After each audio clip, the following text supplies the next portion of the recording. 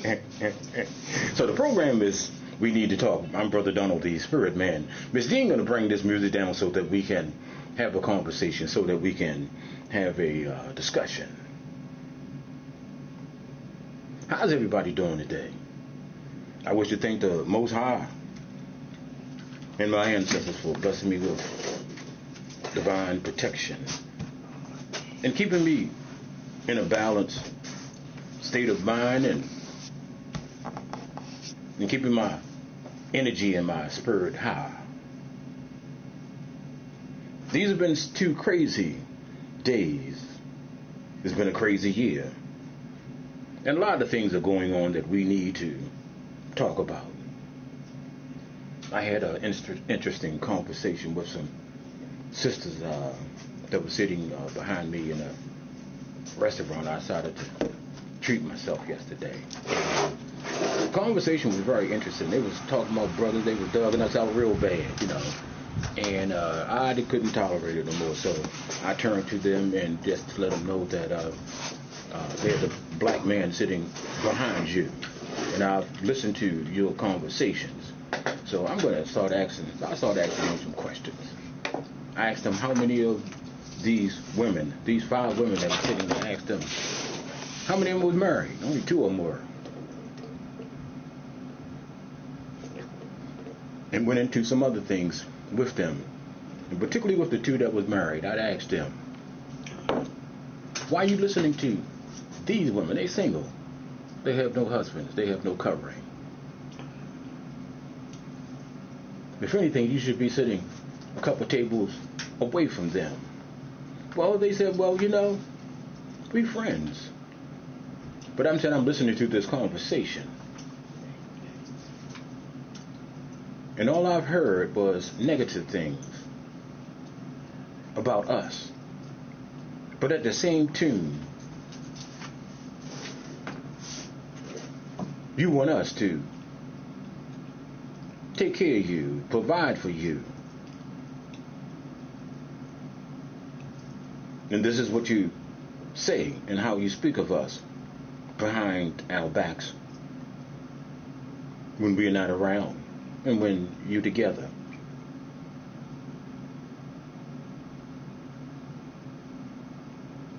We're getting a better understanding as black men here in America in this day and time of the level of contempt that a lot of our women, if we even could call them our women any longer,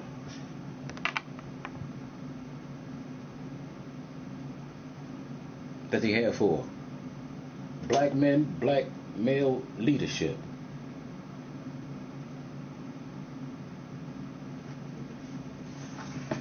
And then we got into the conversations, and some deep conversations. And a lot of them didn't like me when they left, because I busted some bubbles and shattered some dreams. And trying to explain to them the day and time that we are living in right now. Not white folks, pink folks, European folks, other folks.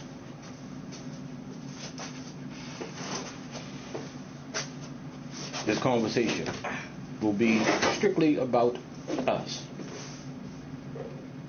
Our relationships, situationships, or whatever kind of ship you want to call it these days.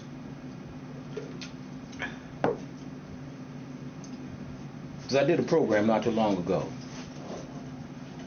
I don't know if it was the first or second program after coming back on the air of something that used to be said to us back in the day,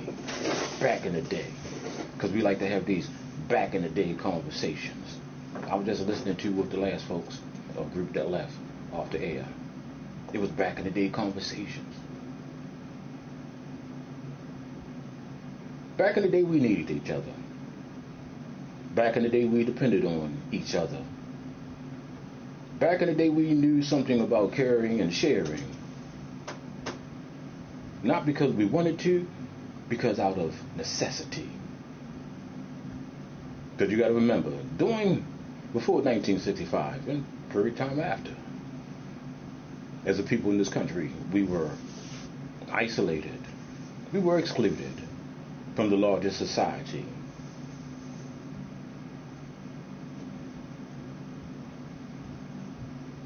And it seems to be deja vu. We find ourselves in that kind of situation right now. And then we try to isolate ourselves and see ourselves as separate from this country.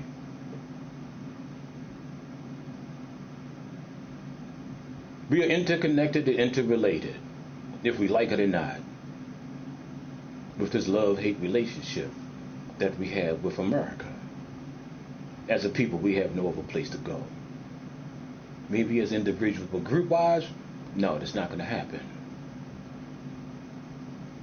And as I listen to these sisters talk, I was patient as long as possible of listening to that conversation that they was having. It wasn't a healthy conversation, because they was talking all kinds of craziness, delusional. And I had to say to a couple of them, y'all out of your damn minds, because we're not taking package deals any longer.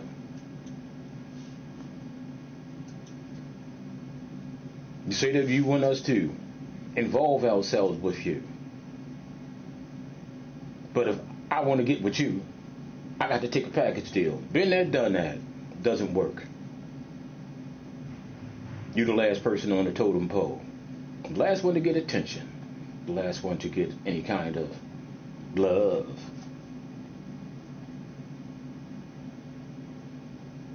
And I explained to the sisters that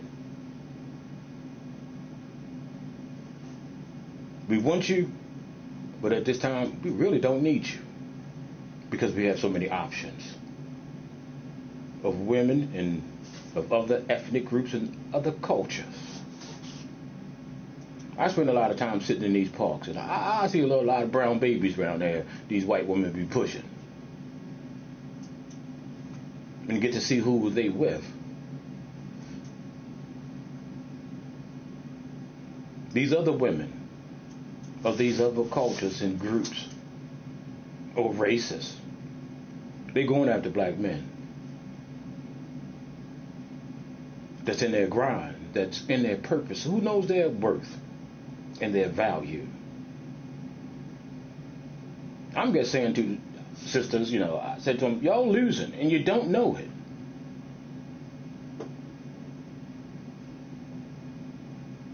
The gay relationship's not working with each other,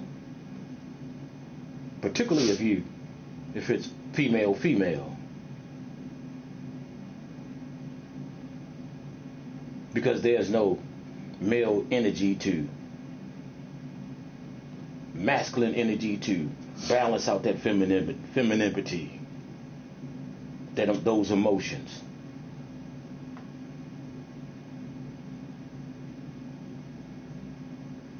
And the remarks were so disparaging that if brothers got the opportunity to really get to hear some of this stuff, their antennas will go up. And there's a lot of good black women out there. We just can't tell the difference between you and the damn hyenas, because y'all sitting with them. You're too damn close. We can't distinguish one from the other. And I explained to the sister that was talking about a package deal. I'm saying, wait a minute. Let me go Wild Kingdom on you. Let's take a look at lions and lioness and their family structure and how it's made up. And what happens when another male comes in and challenges that male that's the head of that pride or that clan. What happens to those children or those cubs that lioness have had by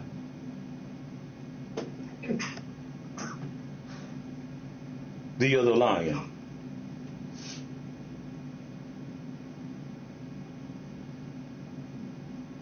That has been defeated in a battle and pushed away and ran away. What happened to those cubs?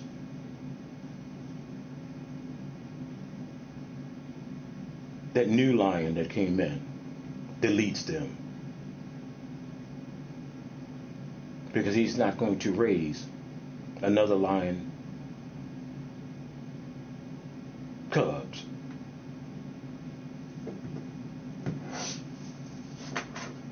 And she had a problem with it. Well, you know, a man's responsibility is to provide and protect. I said, you operating off of a system or something that was in place among our people.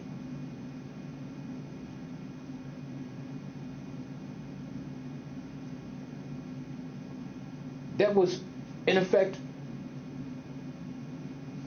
50, 60, 70 years ago. It applied then. Because the modern women is not the same women of their grandmothers and great-grandmothers. There's a difference.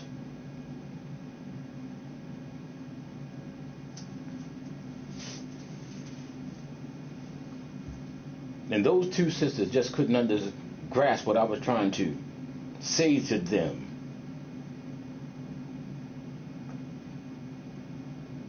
That your expectations of what you are expecting are very high. In some aspects, unrealistic.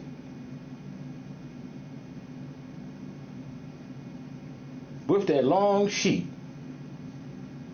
of what they expect from you. But get defensive when you ask them, for all that you ask and all that you demand, what do I get in return?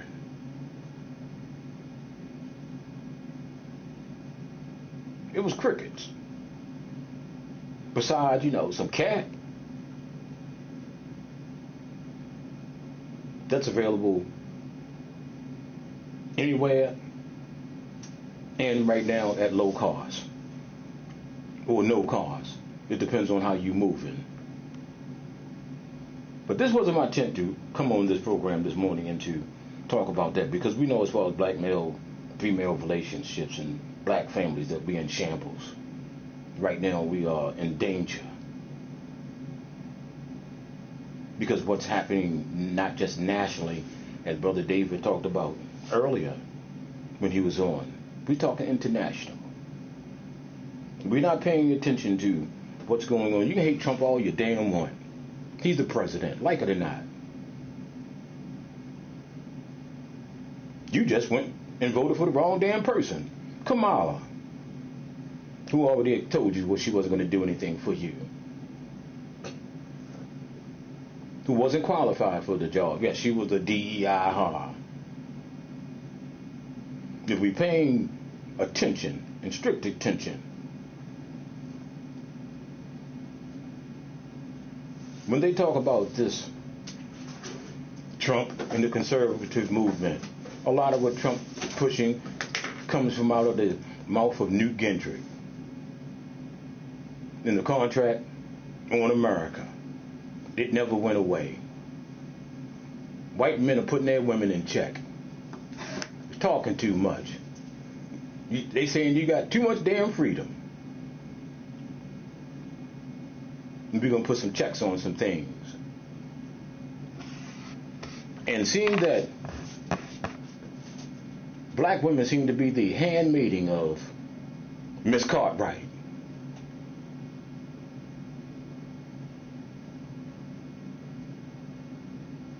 And when we came from out of segregation and the job opportunities open up for us.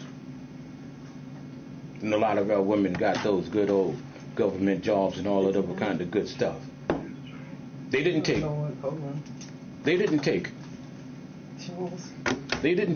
black men with them. They took the white woman.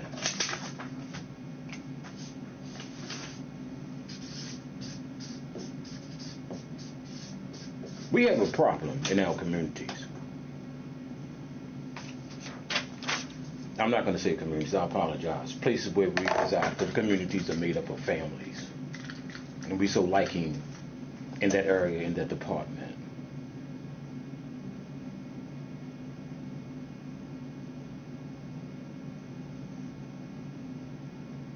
At one point earlier, I was going to have a change of mind and a change of heart of even coming on today, but that doesn't how it works, because some things I have no control over. When Spirit tells you to do X, Y, Z, you better listen. Because guiding you in the direction of where you need to be and place you where you need to be. Some of us here are just trying to help people out, to help them with situations that they're dealing with, to be able to get them to higher ground, to get them to a safer place, to get them to change directions in the direction of their life and where they're headed to. This is going to be my last introductory program that we get to know each other and to be able to get to feel each other out.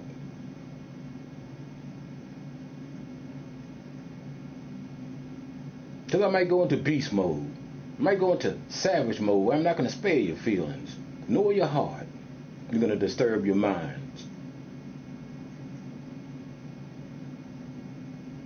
Because right now, the sweet talk, the soft talk, the pillow talk just not working, because we're not listening, because we are too distracted with things that really don't mean a lot in our lives.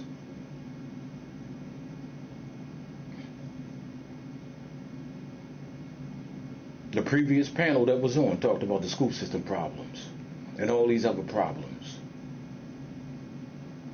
But we don't have just problems. There's those that are out there, male and female, that's on their grind, doing the things that they need to do, and doing those things the correct way, and not doing too bad. And we're going to have to start speaking about those things and people that are doing the right things, because the negatives are so pervasive. And as I was explaining to the sisters last night, it's not what you do, it's how you do it.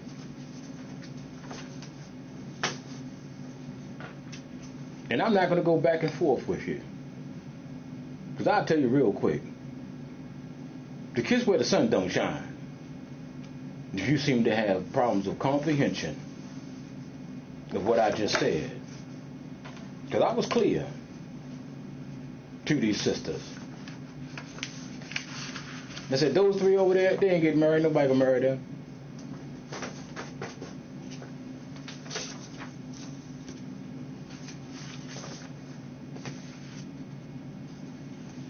And I said to the sisters that were married, you want to get away from them? no, Miss Jean, I didn't say to get away from them. Not just like that. But Okay. Not just like that. But if you keep friends, or so-called friends, as married women, that's always in your ear, bad mouthing the brothers and this and that and the other, and you go home, look at your husband all crazy and cockeyed.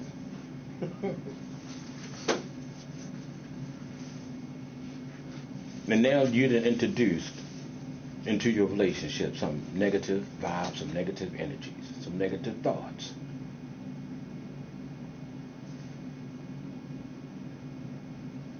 Single men, married men should not have single best friends. We the besties. The same thing for the females. Nothing and no one should be able to come between or come into your marital relationship. That's how strong it's supposed to be.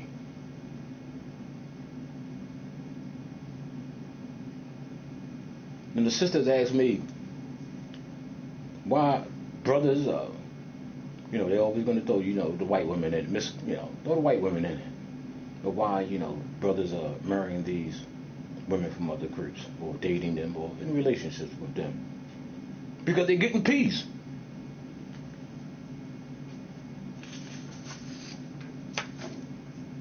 They're getting their needs met.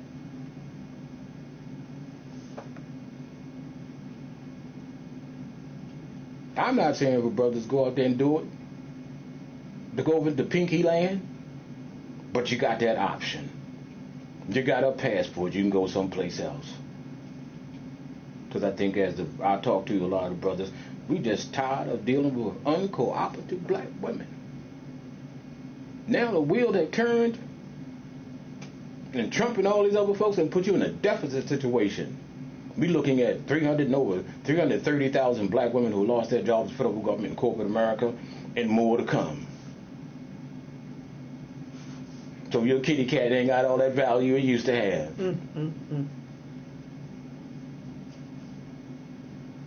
It is abundance out there. And a lot of them out there to get them bills paid now. The ones that said, I don't need a man. I got my own money, I got my own car, I got my own house. What I need you for? And the question we're going to start posing to our sisters, what do we need you for when all this other stuff is out here and is available? And now that our positions have switched and changed.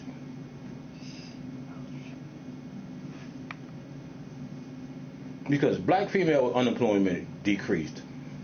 Black male employment went up a little bit. But it's down too high. Because as we move around Baltimore City and other cities around this country, all we see on these streets are black men. Down and out. Busted, disgusted out of their damn minds. These men should be working. And black women should be in the forefront of demanding that black men get these jobs. Because you're the number one beneficiaries of that.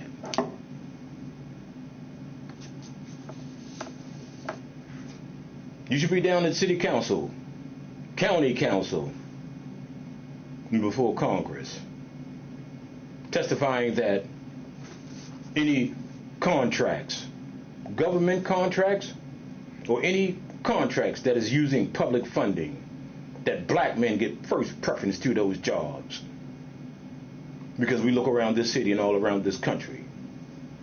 Those that doing construction work, in the construction trade, those in the building trade, those into road work and all that other kind of stuff. It ain't black men doing those jobs any longer. These folks just got here yesterday. Taking care of their families. And doing the things that they need to sustain themselves. And that's why I always talked about us having the selfishness of survival. That our concern is ourselves.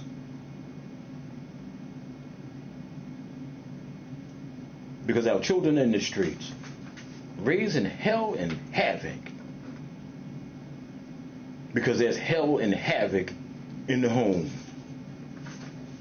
Because you said, well, I'm not going to raise my children the way my parents raised me.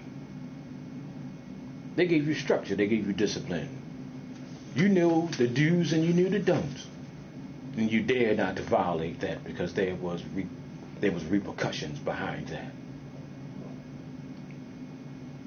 That's gone now to a great extent. It's not extinct because a lot of families are still doing that.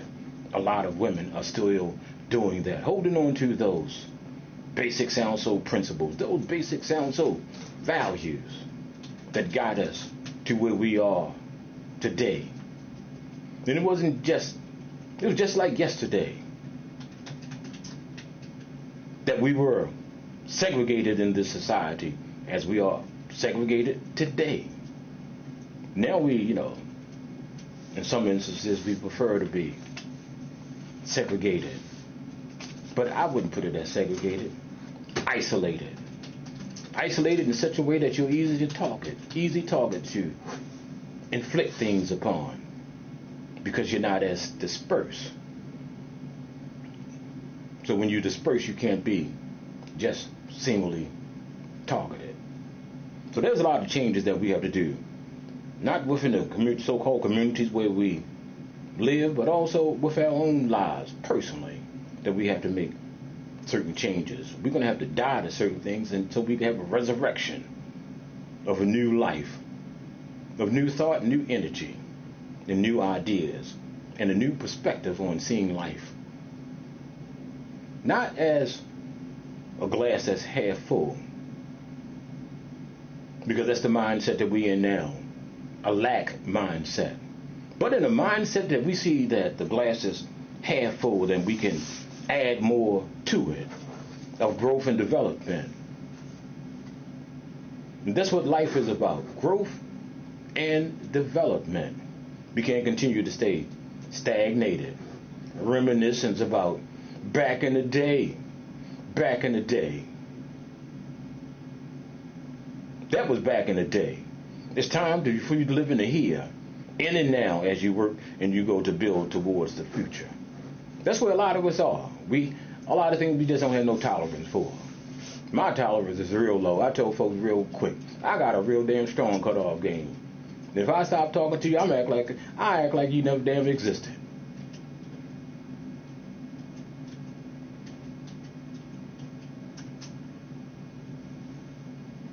Because these are the times that we are living in, that we have to exercise some kind of discernment.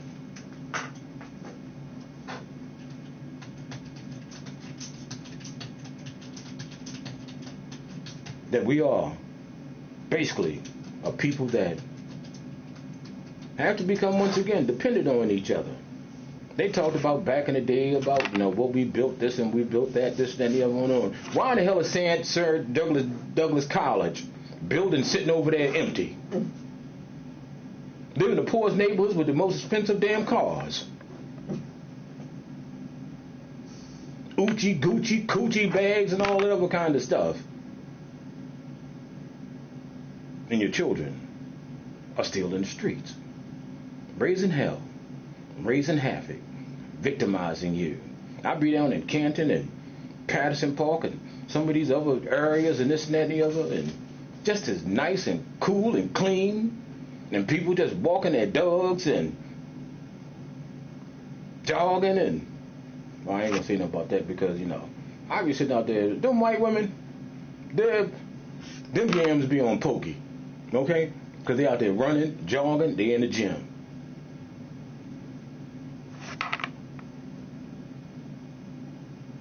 Just as you at McDonald's throwing down on a triple cheeseburger, Big Mac, whatever those things are, overweight. And you want us to take you as you are, with no expectations of improvement. It doesn't work in relationships. We have to be in a continued process of growing and developing each other and ourselves. I can't make you happy. I can make you laugh, I can make you smile. But making you happy, that's not my responsibility or any other person's responsibility. That's something that you have to do for yourself. You have to deal with those issues that you're holding or you're hiding, that you're carrying with you, that's keeping you in a state of fear of moving forward and stepping into the unknown. Your life can't be ruled by fear.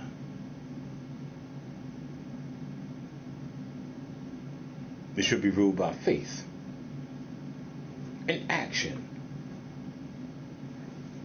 as above as below. They talk about in the church, Jesus.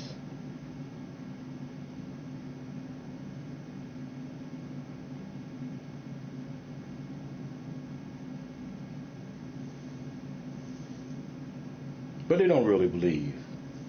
They don't really believe. Because the actions and the direction that the church is going in is just contrary to it. The world is in the church. The politicians in the church. The government is in the church. In the programs and all those other kind of things. There's supposed to be a so-called separation of state. But the state is in the church. And the state of the church is dismal and it's looking bleak. It's looking like in a lot of places there, churches, these are new clubs. It's entertainment. And has became a sanctuary for single mothers with children. I think I mentioned one time I did go to the church with a friend of mine. And I walked the hell out. Because the minister, the pastor,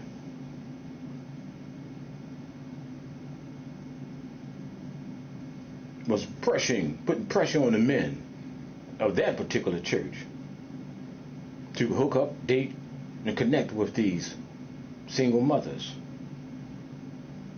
I can do bad by myself, and I can do good by myself. So why take on somebody else's responsibility? Why take on that burden? They not his seeds. And we know a lot of those situations, damn near 99.9% of those situations, that person coming into that setting is not going to get a lot of respect.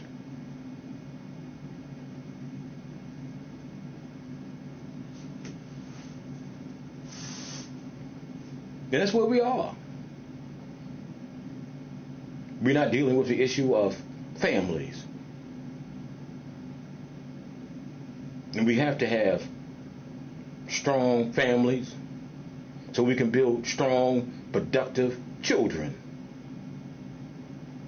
that one day could turn this situation around that we are dealing with now, being the outcast, being at the bottom of the totem pole, possibly facing economic extinction in this country because of the great job losses that are taking place. We see it in the homeless people on the street. And the age range runs the gamut, from the young to the elders. And we can't continue to stick our head in the sand and not address these issues. Because we have to become more politically active. Because what puts you in this state and this condition is policy. Political policy. David know how it is when me and him go down to City Hall and testifying before City Council on certain issues. People will clap, cheer, and applaud what we may have stated as factual, as real, that exists. But after that over with, they leave out and go back to what they were doing before, and not engaging themselves. You have a conversation with some of our people, a lot of our people, and you start talking politics, and they'll tell you real quickly, I don't talk about politics. I ask you then, why the hell are you voting then? You shouldn't vote. If you don't want to talk about politics and policy and those kind of things, you're a problem. And you're going to be a problem to me and with me.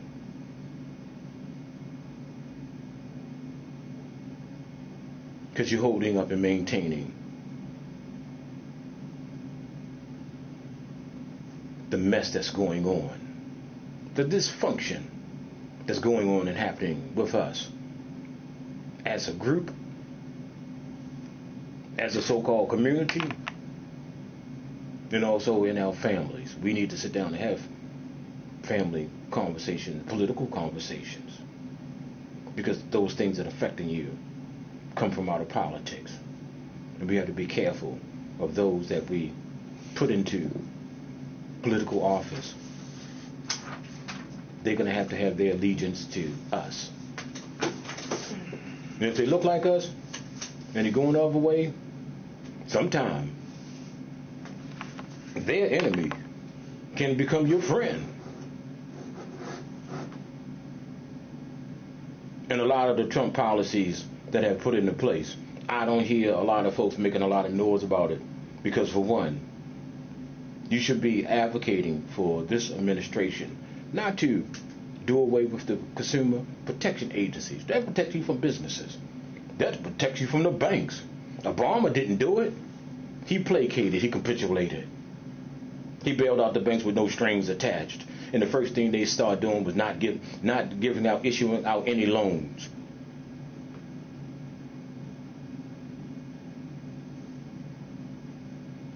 They let you refinance, maybe at a little bit of lower rate, for a home that you already overpaid for by at least $100,000 or more. Then after that, your values of your properties drop down. So that means you lost equity in your home, but you're still paying that high mortgage and interest rate. And you're already paying what we call the black tax, that you're taxed high if you live in a black community. That's like you live in a certain neighborhood, you get an auto insurance, and you live in a certain zip code. You're going to pay higher. You're going to have a higher auto insurance rate. We need to talk, because we're in trouble, and we don't realize the trouble that we are in. Because these job losses, particularly with our sisters, is going to have a real detrimental effect upon the lives of so many people, because they're going to lose these homes because they can't lose these jobs. Then you got old sucker perpetrator governor. Because when the federal government was releasing a lot of those federal workers that lived in Maryland, he wanted to bring them on board and put them on the state payroll.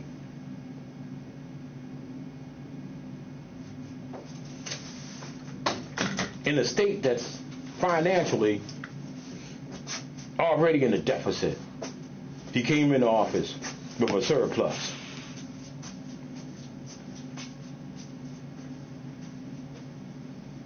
We're going to watch and witness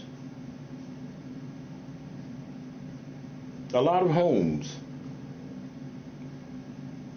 go on the market. We're going to see a lot more people out here homeless on the streets who one time had good jobs, making good money, that say they didn't need a man. They didn't need covering.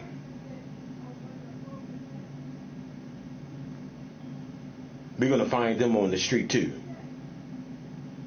because they done talk so much stuff when they were on top that they burnt so many bridges with so many other people, particularly with people that could help them and do things for them, that could assist them. They put a bad taste in their mouths. We have to be careful how we treat people and deal with people, because sometimes we don't know who we're talking to. We don't know who we're dealing with. You may not know what their spiritual ranking is.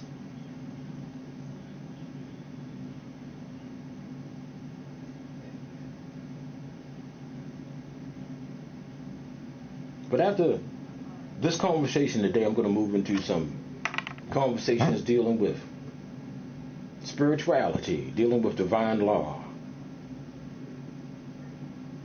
and the consequences of violating those laws, and the issue of karma or dharma, if your karma is clean, or you just got a backup of it. And before any kind of change that you can make in your life to turn that situation around from coming out of that darkness into the light, that karma has to be paid. You're going to have to go through that. You're going to have to experience that. It's what we call the dark night of the soul. Look it up, what the dark night of the souls are, what it means. Miss Jean, what kind of time we have this morning? It is, you got like 15 minutes. I got about 15 minutes. Mm-hmm. You had Charles on the line. Brother Charles, my friend. Still there. You still there? Okay, go ahead, Charles. Brother Charles, how are you? Brother Charles, you there? Yeah, he hung up. Okay. Brother Charles, you decided to come back. Let's make this a sane conversation. Let's make this a conversation of something relevant, meaningful, that will help somebody that's listening, that may be going through a difficult situation, that may have difficult times, that we may be able to say something that will uplift them, to motivate them to engage and to do something to change their lives for the better. That's what a lot of us here on this radio station and before these microphones are trying to do. Because a lot of things that we're dealing with, we have experienced it. To some extent, all of us, on some kind of, to some extent. And maybe I, over time, can say something that may touch someone, to have them to go in a different direction, to see life just a little different. That maybe can put a smile on somebody's face. But this is where we are right now. Because we're going to have to dig in, and we have to dig in just like this. We're going to have to say some things that are uncomfortable, and to make people uncomfortable. And sometimes uncomfortability forces us to move from where we are. We can't be so complacent right now. Because we see what the federal government move is.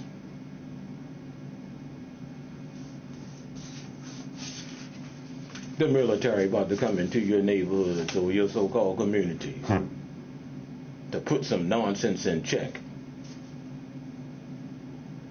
Because you won't do it. You don't want to check your children. Don't want to check yourselves. And don't want nobody to check you. Or to say you're out of order. Things just not right. Let's try to get together and try to do this.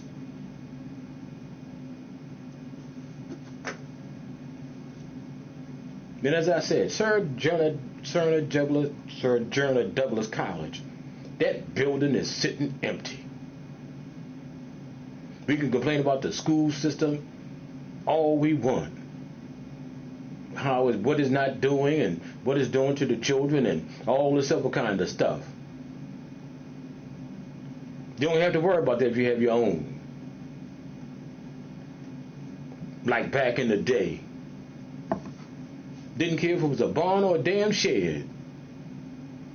We handled the business we needed to handle, to take care of, to educate our children.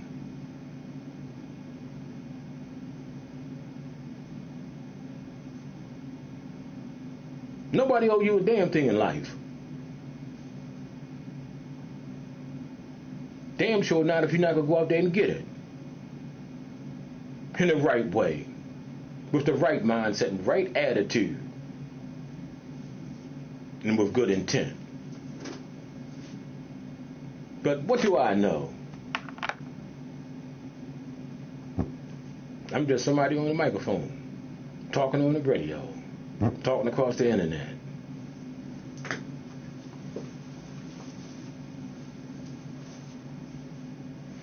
So the phone number, I'm opening the phone up. Somebody can call in today. Because we're trying to spread some love and some light that we can change this course to this direction that we going in. Because we ain't got a lot of time to be out here playing with other people and ourselves, being delusional.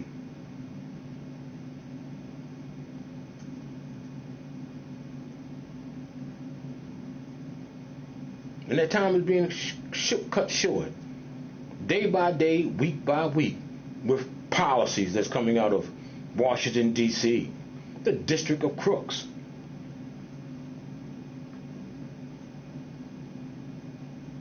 And the people that's driving all over the city, cannibalizing their vehicles, driving Lyft, driving Uber, and I'll be seeing some folks in Range Rovers and all other kind of vehicles, expensive vehicles, out here doing this delivery stuff.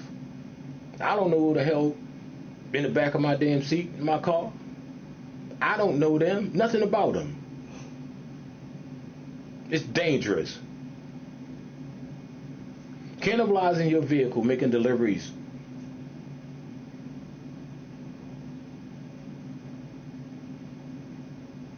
That you are totally responsible for what happens to your vehicle. You got no insurance. You got no kind of health insurance. None of that kind of stuff that comes with Lyft. It's all on you. If your vehicle breaks down, it just broke down. You are responsible for paying that. That was under Obama with his so-called job creation. He created all these jobs. Lyft is not a damn job.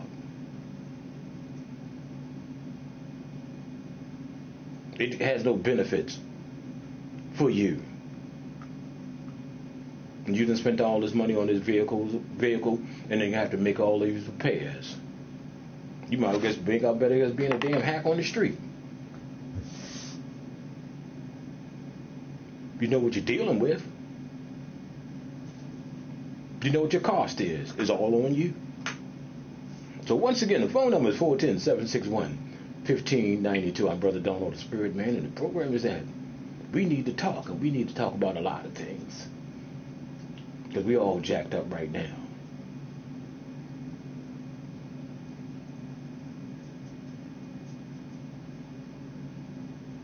Children are a mess.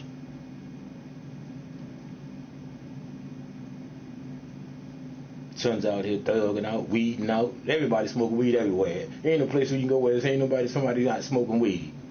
They even smoking on the subway and the bus now. You didn't get policy from out the Maryland State Legislature. You got weed. You didn't get better housing. You didn't get better neighborhoods. You get better resources or funding. You didn't get better service for yourselves and for your children. You got weed. That's going to keep you in an altered state of mind. So you can't think about the things that you need and what you need to do to change that. I'm about tired of folks making damn excuses for why not, or why I don't have. Be the change that you want to see. It all starts with you making changes in your life, removing those things that doesn't serve you, those things that block you, debilitate you, those things that distract you and hold you back from where you need to be, the way you need to move to, in a direction that will be productive and beneficial to those that are around you and those that are under your covering.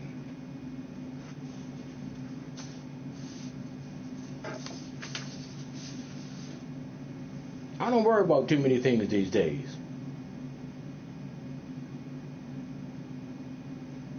I turn it over to the Most High, my ancestors, my spirit guides, to handle certain situations. Because you if you're moving the way you should be moving, in a direction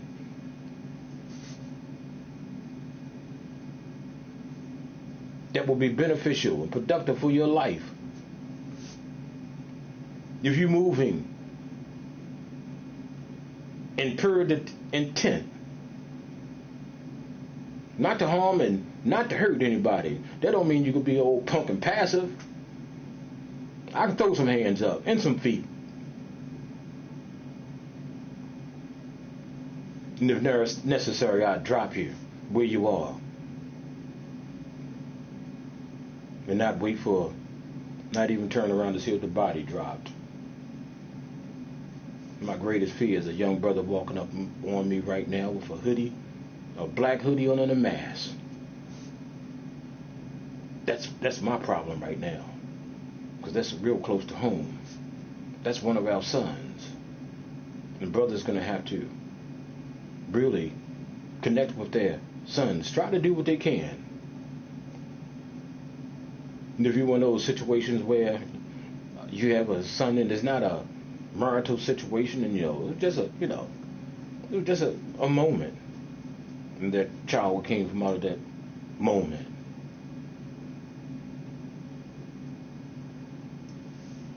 Brothers have to reach out and get our sons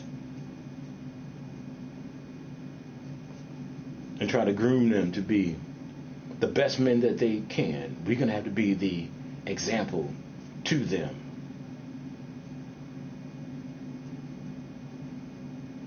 And they watching, and a lot of them approached correctly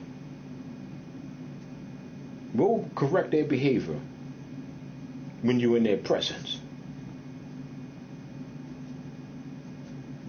Their ears are still open. They listening. A lot of them willing to learn. But you got to tell them and make it clear to them where they are right now. This is where you're going to be in a short period of time. In jail, in some penal institution, in the grave, or out of your mind with mental health issues. Because we never raised our children or socialized our children in such a way to be able to deal with this world when they become adults. We are not preparing our children for it. We're not doing it. Mama, sisters, you're not doing it.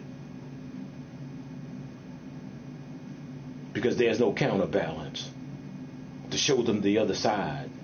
They're just getting the feminine energy. They need the masculine energy to balance that situation out, so we can have balanced children with so many mental health issues and traumas, because we can't get ourselves together and be able to communicate, to be able to resolve certain kind of issues. Because it's so easy to walk away and walk out. And it's damaging our children to going through those kind of transitions when those family breakups or marital situations dissolve. We got to do better. Of being able to, even though we don't like each other, can't stand each other's guts, ready to reach across and choke each other out. But we have to show something different when our children are around, so they don't have to see anything like that, so it doesn't have to disrupt and disturb their lives because there's some kind of situation going on with those that they look up to, that they depend on.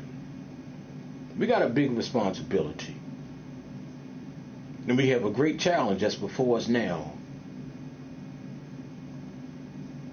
I don't run away from fights, but I pick my battles well. And when I dig my heels in and I fight, you in trouble. And it depends on how I want to deal with you. If it's going to be fast or it's going to be slow. I don't like going back and forth with people in arguments. I'll cut it off.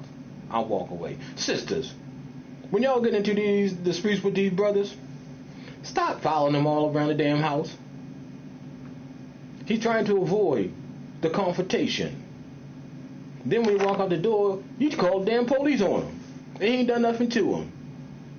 And you done put that man in danger.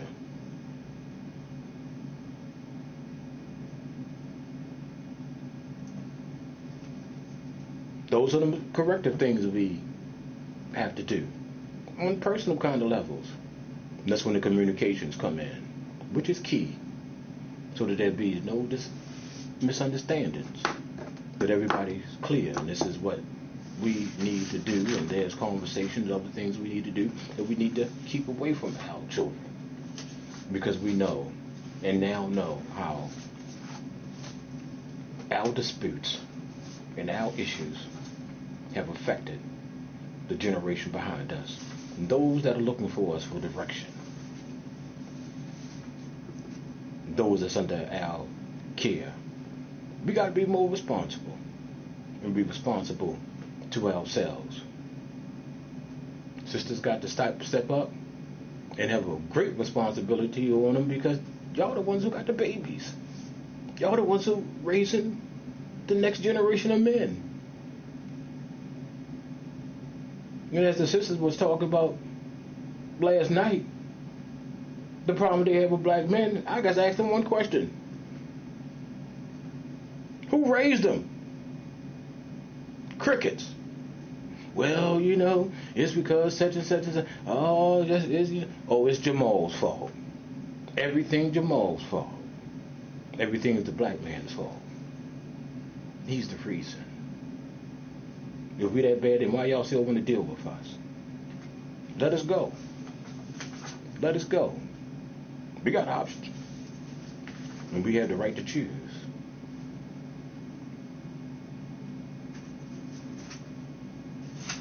But we like our own. We love black women. We just want you to love yourselves.